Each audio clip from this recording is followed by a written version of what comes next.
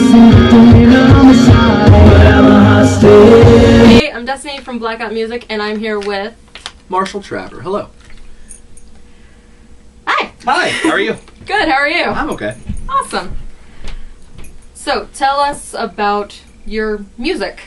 The music that I'm putting out now is it's really like R&B influenced. I want to do something different than like the generic like rock stuff that I've been trying to do for so long. Just like the same old rock record that every local band I've ever been in has ever put out. So I wanted to do something a lot different. So it's like really like Chris Brown influenced. Like lyrically, there's like a lot of Eminem influence. Like I started to take a lot of like artists that people wouldn't expect you to take and put it together. So it's different. I don't know. It's hard to explain, but I'm excited about it. Awesome. So are you doing it by yourself, or do you have more members with you? Well, I write and record everything by myself, and then I have like a live band and just like friends that like come and like hang out. And there's no, I think that the best part about it is there's no like when you're in a band, you have to like kind of wait for everybody to give you the okay before you can like make a decision. When you're solo or when you're the only one in control, whenever I have an idea, I just do it. Like if I'm laying in bed and I have an idea for a song, I'm like cool. Or if I'm like laying in bed and I'm like, oh, this is who I need to contact, or I wouldn't, you know, like right now I'm like scouting like management and booking and stuff, and like I don't have to really run past anybody who I contact, and I think that that's cool. Like that's like the pros and cons of it for sure. Is like the pro is that I'm like in complete control, but I definitely do miss like having somebody in the band that like shares the like excitement. But that's why I'm my friends, so like it's okay. It's not even that big of a deal. Just roll with your friends, you're good. That's what I'm saying. Yeah, exactly. It's cool. Like they just come and hang. It's awesome. It's a good time. That works. So how different has it been playing as Marshall as it has to being in like London? It's been really similar actually, because when I was in like London, I left before the band really ever played like a real show.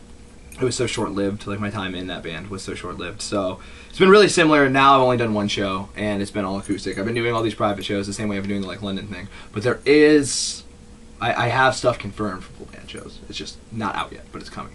I promise. I'd ask you a time frame, but we know how your time frames work. Yeah, I wouldn't be able to tell you a time frame because it's on the hush hush. It's a secret. Oh, okay. The show. Speaking of hush hush, how is the recording of your? What are you gonna do? EP or? I'm starting with a bunch of singles. I'm gonna put a new single out once every month for a long time, like just as long as I can, and then I'm gonna put a video out with it every time until I have enough to play a set, and then I'll probably do some kind of full length release. I'm sure some kind of release, some kind of EP or full length. I'd like to just skip the EP in general. I'd like to just do like these singles and do a full length. That's the plan, but don't quote me on that. That's just the plan. Yeah, we've learned not to quote you on anything. Don't ever quote me. Don't ever quote me. What is probably your proudest moment so far? So far, wow. I don't know. I think that like it's just been a different experience altogether. As like anything that any other band I've ever been in, I've never really felt like I've had people like not necessarily like that I have like a lot of fans or anything, but there are people that actually care now instead of like as opposed to like when you're in. I remember the struggle, and I'm sure that like they're like even now still like sometimes I feel like I'm only doing things to impress my friends. Like when you're in like a local band and you're trying to break out and you're trying to play other places, like it's a nice feeling to like know that like okay I'm gonna go play a show in this area, and it's like I hope people come, and like if they do, it's like it's cool. Like even if like 2 people come, like that's more than I'm used to. So I think that all together, just like the fact that like when I put songs out, that like I can watch the views go up rather than watch it like stay stagnant. Like it's also new to me, and it's not even like.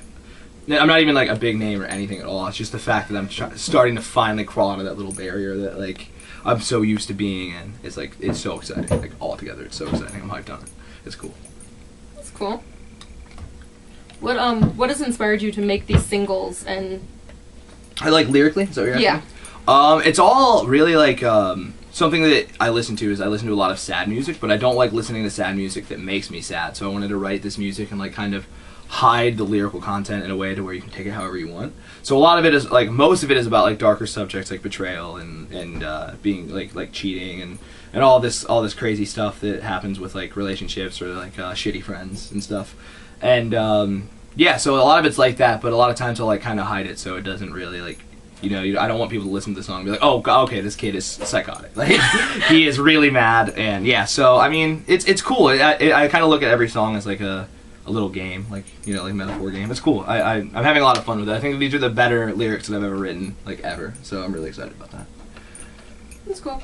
From your first show, how was your first show? It was great. It was super cool. Like people came from all over, like North Carolina and like all over. It was crazy, and Like, that's little things like that, like, where it's just like, wow, like, you did not have to come from that far at all. Like, totally. But it's great. Like, I love it. Like, I think it's so awesome, and I appreciate every second of it, and that's cool. Like, it was a really fun show. People were singing along, and I got to hang out with everybody that came for a little bit, and yeah, it was cool. It was really fun. I had a great time.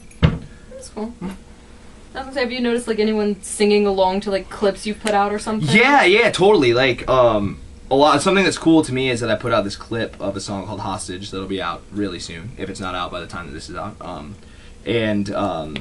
I see a lot of people using the lyrics, like, when they, like, tag me in pictures or stuff on, like, Instagram, like, lyrics from the clip that I posted as their caption or whatever. I think that's cool. That's really cool that people are about that. Like, I like that a lot. So I'm really excited to see the reaction when I do finally release a song. Like, I'm hoping that kind of stays up. That would be cool. That'd be cool to see for sure. But yeah, so I'm really excited about the reaction that everything's getting so far, though, without even having a song out. That's what I was gonna say. Were you surprised at the reaction that you're getting so far? Yeah, I couldn't believe it. I mean, like, I was really hoping that it would be something like that, but I really want it to be, when it comes out, I want it to make sense. And it sucks because I want to just put something out right now, but so far it's just like, it's not the right time. It doesn't have the right push yet, but it's coming. It's coming. I'm excited. I'm very, very hyped on it.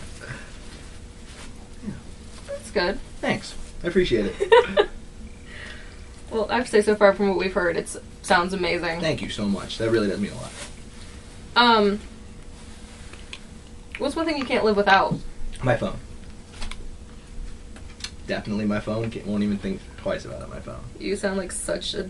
I am such a girl. Totally. I'm such a white girl. I wasn't gonna say that, but... It is. It's my phone. I love my phone. I just got a text too. It's probably somebody being like, hey, do you love your phone? Like, it's a daily reminder that you love your phone. But yeah, my phone. I love my phone. That's good. What's one of the things you regret most in life so far? Wow. That is a good one. I think staying in my last relationship probably is one of the few things. I don't regret a whole lot. I regret some things, obviously. I'm not that kind of guy that's like, no regrets. But, like, the first thing that I can think of is probably staying in a toxic relationship while on tour. It was, like, not even fun. It was awful. The person was great, but just the distance and the toxicness that came along with it was awful. So, not for me. That was probably the biggest regret, is that I didn't cut ties pretty fast, pretty soon after she started being all crazy. But whatever, it happens. Takes two to tango. I can't blame it all on her. But that's probably one of the biggest regrets that I have. Okay. If you could have one superpower, what would it be? Oh man. Probably teleportation. I'm very impatient. So teleporting would just really knock some stress off my life. I am so impatient. So yeah, and I travel all the time. So teleporting would just be like... That'd be so much easier because you could just be where you need to be. Yeah, it'd be great. It would be so great. The other day, or no, it was the day I had a friend ask me if I would rather drive to a place or be able to go into a room and just hang out in that room for as long as it takes to get to where I have to go. And I was like, probably drive, because I'm doing that already. But yeah. At least if you're driving, though, you have some different scenery or something. That's cool. Although it would be kind of cool to play like video games in the meantime, or like sleep. Just sleep in your bed for a couple hours. That would be cool. You're totally not a band boy. Sleep. That's totally not a band boy answer. I love sleeping. If you were on an episode of Punk'd, who would you punk and why? Wow. I would probably punk. Probably somebody from Set It Off. I don't know who it would be. Probably Zach. It would be Zach because I feel like he would punk me back, and that would be interesting. That's playing with fire. It was, yeah. One time for Halloween, I was gonna be him for Halloween and not tell him, but the reason I didn't do it is because I didn't want him to be me and not tell me, so I didn't. Yeah, that's playing with fire there. Yeah, it definitely is. Okay, if you were to be arrested, why were you arrested? Wow. Okay. Let's see. I've never actually been arrested, but I've gotten close a couple times. A lot of times it has to do with being underage and drinking alcohol. Mostly being loud. Yeah, that's probably it. Just being loud. I'm really nervous. Person? I'm such a nervous person. So if I'm sober, you wouldn't catch me getting arrested unless I was like with somebody that was getting arrested. And I was like an accomplice. I'm like, dude, I'd be mad. I'd be so like mad. slowly backing away. Yeah. Like, no, you don't see me. Like I get this anxiety, or like back when I was in high school, I get this anxiety when I was driving with my friends that did drugs and they had drugs in the car, and I was like, if you get pulled over, I'm gonna go to jail also. And it was really funny. Like back in the day, like I used to get super nervous, but I would like tell my mom before I get picked up. I'd be like, I'm so nervous. What if he has drugs in the car?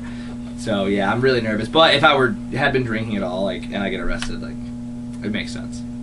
It makes sense. If I were to get arrested and somebody would be like, oh, were you drinking? And I were like, yeah, they'd be like, okay, I'm not surprised. You learned your lesson. You've done your thing. Would you learn your lesson though? It would depend on what I got arrested for. If it was something stupid, I would learn not to get caught doing that again. Definitely. But at least you're truthful, I guess. Yeah, right. If it were something like crazy to where like I actually had to learn a lesson, I would hope so. But I can't speak for future Marshall. He's a crazy guy. What's your favorite pickup line? Wow. Fuck. That's such a good question. Okay, so one time I was on the popular dating app Tinder. Oh my god. And this girl left in her bio to hit her with your favorite pickup line, and she promises that she'll message back. Well, this girl lied, because I messaged her and I said, are you into breakfast? Because I'm let you suck this dick. And she didn't respond. And yeah, so that's probably my favorite pickup line. I've only used it once, and it's 0 for 1. I have no comments on that. I don't even know where I could take that. And I was so proud of it too. I like sent it and I was like, what? Why would you not message back? That's so great. That's gold. You should have at least got like a wow, okay. Yeah, well, I just assumed that she's not into breakfast. That's honestly the only answer that they would I mean, she's just not a breakfast person. Yeah. Oh, best part of that story is I went to high school with that girl. I haven't seen her since, and I went to high school with her, and I matched with her on Tinder, and that's what I messaged her. I didn't even start with like, hey, it's Marshall from high school. How have you been? Do you remember Mr. Beck's science class? I started with the pickup line, the I'm let you suck this dick pickup line. So we see who really won, and it was her.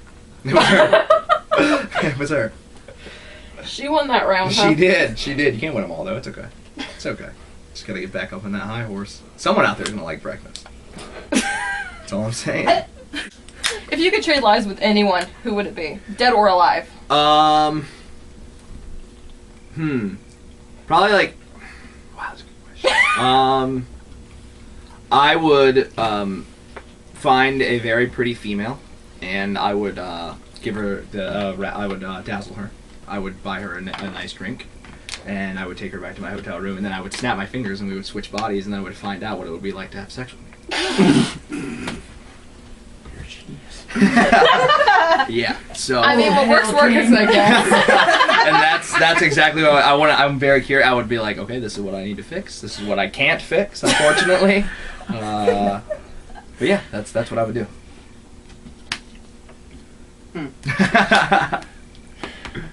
It's just no. Okay.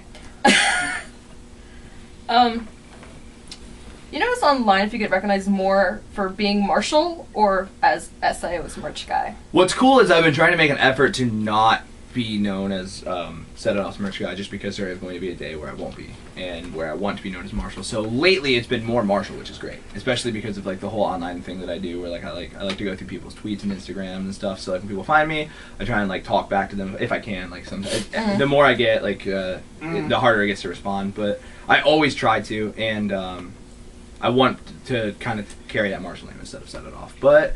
I'm always gonna have that Set It Off thing, like especially while I'm working for them. Like that would be so weird if I did. Stuck with it now. But I don't mind it at all. Like I think that their fans are great. They're the best kind of fans that you could have, and if there were a band to be picked up by, like that's the one. Like they really helped out my career a lot. Like every idea that I've had about my music since I've worked with them and everything has just been miles better than anything that I've ever done. So I don't mind the recognition from the Set It Off thing at all. I take it with pride. I think they're great, and being associated with such a talented band that has such potential is so awesome. Like it's like a blessing. So. Whatever, it's cool. I take it for what it is. What's the best advice you've ever been given? Dress every day like you're going to run into the person that can make your wildest dreams come true. That's actually a really good piece of advice. Mm-hmm. That's my favorite advice I've ever gotten. That, and there's always somebody that wants it more than you, so you can't ever stop. Eye on the prize, because there's somebody that deserves it more than you out there, and someone's going to get it. So you have to make sure that you're still in there, you know, for whatever you're doing, whether it be music, being a doctor, going to school, anything like that. I think that's cool that there are people that can like put themselves in that mentality. That are like that always work, because there are people out there that do always work, and I think that's cool. That's awesome. Yeah, I think so. Just make fun of me. Anything you'd like to say to your fans? Yeah, totally. Friends, Thank you. whatever Yeah, want? I mean, thank you guys for everything. New music is coming soon. Touring is coming soon. Everything that you would really want out of a musician that they could put out will be coming soon, I promise. And thank you guys for being patient and sticking around. I love all of you. And yeah, thank you for having me here today. Of course. Where can they find you online? Twitter at Marshall Traver, Traver. Instagram at Marshall Traver _ because it's a long story. I hate that underscore. And I just made a new Facebook profile for my Facebook or for music and stuff. So that's facebook.com/Marshall Traver. Awesome. Thank you so much. Yeah, thank you.